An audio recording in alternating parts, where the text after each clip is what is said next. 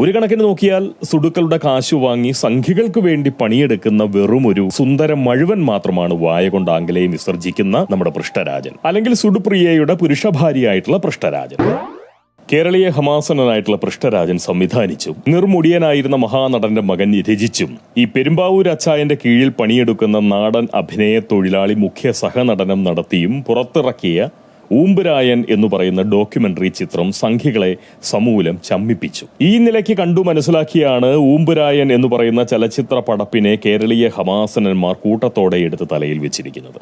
അല്ലെ, അങ്ങനെയാണെന്നാണ് പോകൻ മനസ്സിലാക്കുന്നത്. സംഘികളെ ചമ്മിപ്പിച്ച് സുഡുക്കളുടെ കീശ കവരുക എന്നത് ഇവിടെയുള്ള ചലച്ചിത്ര വ്യവസായികൾ കുറച്ചു കാലമായി വളരെ വിജയപുരസരം കൊണ്ടു നടക്കുന്ന ഒരു കച്ചവട തന്ത്രമാണ്. അങ്ങനെ വരുമ്പോൾ ഈ ഊമ്പുരായൻ സംഘികളെ ചാരി സുഡുക്കളെ ഊമ്പിക്കുകയാണ് ചെയ്യുന്നതെന്ന് പറയുന്ന ഒരു വിശ്വാസം പോകൻ വെച്ചു പുലർത്തുന്നുണ്ട് എന്ന് എന്റെ സഹപോകന്മാരോട് പങ്കിടുക എന്ന് പറയുന്നതും ഈ വീഡിയോയുടെ അല്ലെങ്കിൽ ഈ സംസാരത്തിന്റെ പ്രധാനപ്പെട്ട ലക്ഷ്യങ്ങളിൽ ഒന്നാണ്.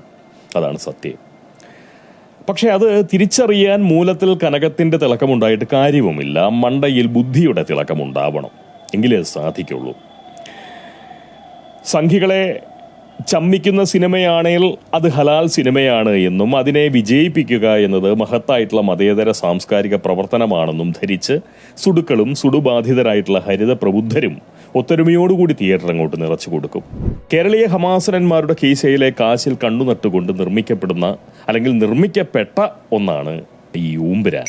അതുകൊണ്ട് തന്നെ അവരെ ആകർഷിക്കുന്ന ഘടകങ്ങളെല്ലാം അതിൽ ഉൾപ്പെടുക എന്നത് അല്ലെങ്കിൽ ഉൾപ്പെടുത്തുക എന്നത് വളരെ സ്വാഭാവികമായിട്ടുള്ള ഒരു സംഗതി മാത്രവുമാണ്. മീഡിയ ഫണ്ട് ചാനലിലെ കൊടും മതേതരനും തീവ്ര മാനവികനുമായിട്ടുള്ള ദാവീദ് സാർ നയിക്കുന്ന അടുപ്പുകൂട്ടി ചർച്ചയില്ലേ, ആ അടുപ്പുകൂട്ടി ചർച്ചയുടെ ഹെലികോപ്റ്ററുകൾ ചേരുവയാകുന്ന ചലച്ചിത്ര രൂപം എന്നതിൽ കവിഞ്ഞ് മറ്റെന്തെങ്കിലും പ്രാധാന്യം ഊമ്പുരായന് നൽകണോ എന്ന് കൃത്യമായി പറയാൻ ഉറപ്പായും പടം കണ്ടേ മതിയാവൂ. പക്ഷേ പൊങ്ങൻ കാണാത്തത് കൊണ്ട് അതിനെക്കുറിച്ച് അത്രത്തോളം കൃത്യമായിട്ട് പറയാൻ സാധിക്കുന്നുമില്ല. എന്തായാലും ഊമ്പുരാനിലൂടെ പൃഷ്ഠരാജനും സംഘവും ഒരിക്കൽ കൂടി കേരളീയ ഹമാസനന്മാരെ സമൂലം വഞ്ചിച്ചു എന്നതാണ് സത്യം. ആരെങ്കിലുമൊക്കെ അത് പറയണല്ലോ എന്ന് വിചാരിച്ചുകൊണ്ട് ആ നഗ്ന സത്യം പോകൻ നിർനാണം പറയുകയാണ്.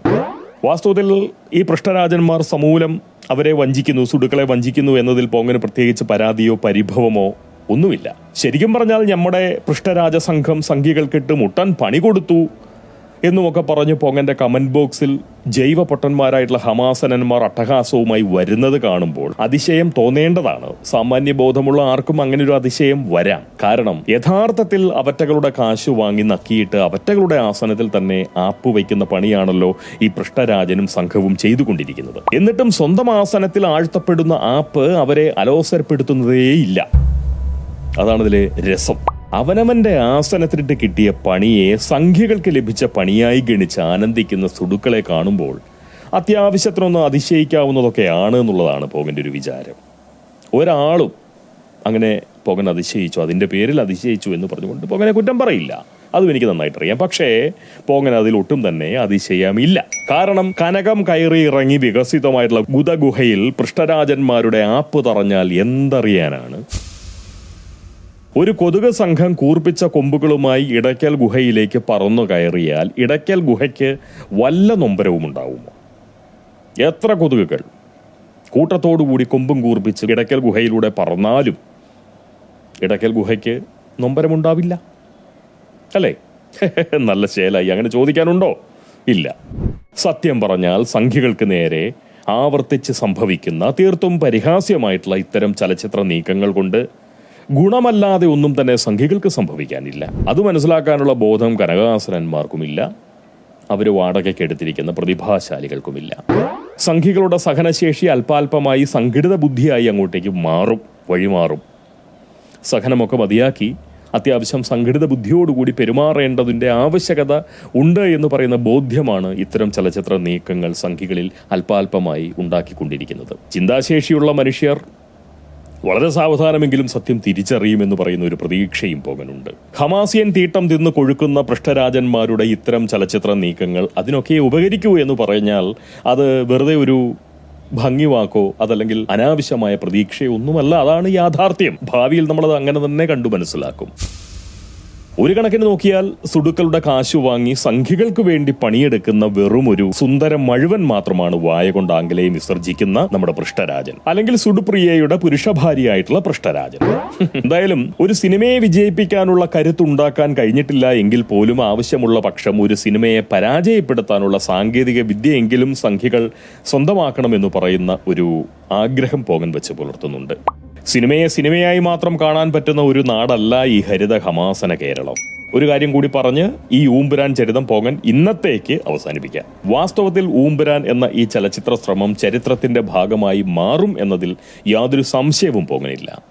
ലോകത്തിൽ ആദ്യമായി ഒരു കമ്മ്യൂണിസ്റ്റുകാരനെ കൊണ്ട് സമൂഹത്തിന് ഉപകാരമാവുന്ന ഒരു സൽക്കർമ്മം ചെയ്യാൻ പ്രേരിപ്പിച്ചു എന്നതിന്റെ പേരിൽ ഈ ഊമ്പുരാൻ ഉറപ്പായും സ്വർണ്ണലിപികളാൽ ചരിത്ര പുസ്തകത്തിൽ അടയാളപ്പെടും. അതും സുടുമൂലം കടഞ്ഞെടുത്ത രസ്യൻ സ്വർണം കൊണ്ട് തന്നെ ഊമ്പുരാൻ ചരിത്രത്തിൽ ഇടം പിടിക്കും. സഖാവ് ബിനീഷ് കുടിയേരി ഫേസ്ബുക്കിലൂടെ നടത്തിയിട്ടുള്ള ഊമ്പുരായൻ വിശകലനമാണ് ഒരു കമ്മ്യൂണിസ്റ്റുകാരൻ മാനവരാശിയോട് ചെയ്ത ആദ്യത്തെ സേവനമായി മാറുന്നത്, അല്ലെങ്കിൽ മാറിയത്. മനസ്സറിഞ്ഞ് ചെയ്തതല്ല എങ്കിൽ പോലും സഖാവിന് പറ്റിയ കയ്യബദ്ധം അക്ഷരാർത്ഥത്തിൽ വലിയ സാമൂഹ്യ സേവനമായി അങ്ങോട്ട് മാറി. തന്റെ മകനിലൂടെ കമ്മ്യൂണിസ്റ്റ് പ്രസ്ഥാനം ചരിത്രത്തിന്റെ ഭാഗമാകുന്നത് കാണാൻ കൊടിയേരി സഖാവിന് സാധിച്ചില്ല എന്നതു മാത്രമായിരിക്കും, അല്ലെങ്കിൽ അതുമാത്രമാണ് സങ്കടകരമായിട്ടുള്ള സംഗതി. പെരുമ്പാവൂർ മുതലാളിയുടെ സ്വന്തം അഭിനയ തൊഴിലാളിയോട് ഈ പൃഷ്ഠരാജൻ ചെയ്ത ചതിയെപ്പറ്റിയും അതിന് വഴിവെച്ച പെരുമ്പാവൂർ മുതലാളിയുടെ യൂദാസ് ബുദ്ധിയെക്കുറിച്ചും പോകാൻ നാളെ പറയും. കേൾക്കാൻ വരുമോ? വന്നാലും ഇല്ലെങ്കിലും പോകൻ പറയും.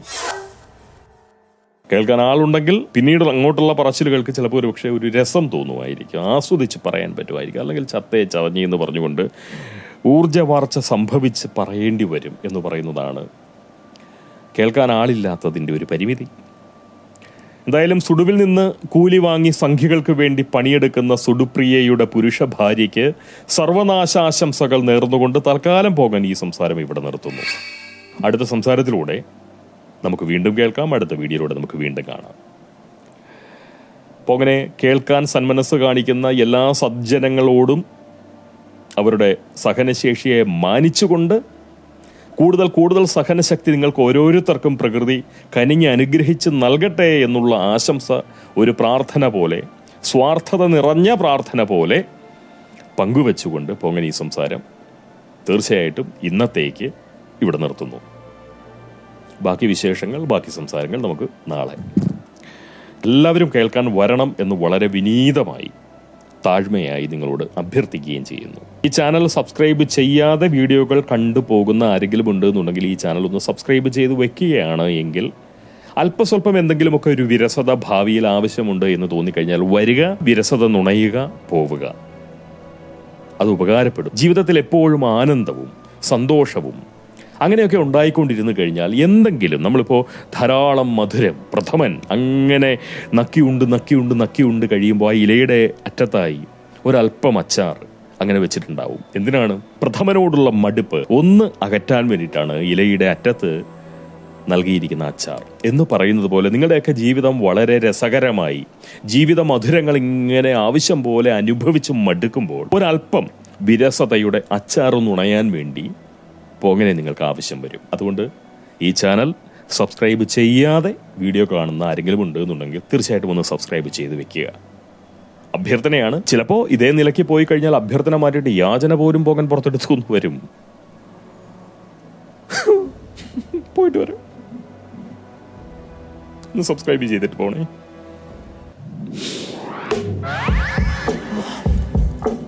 I think I found my favorite distraction.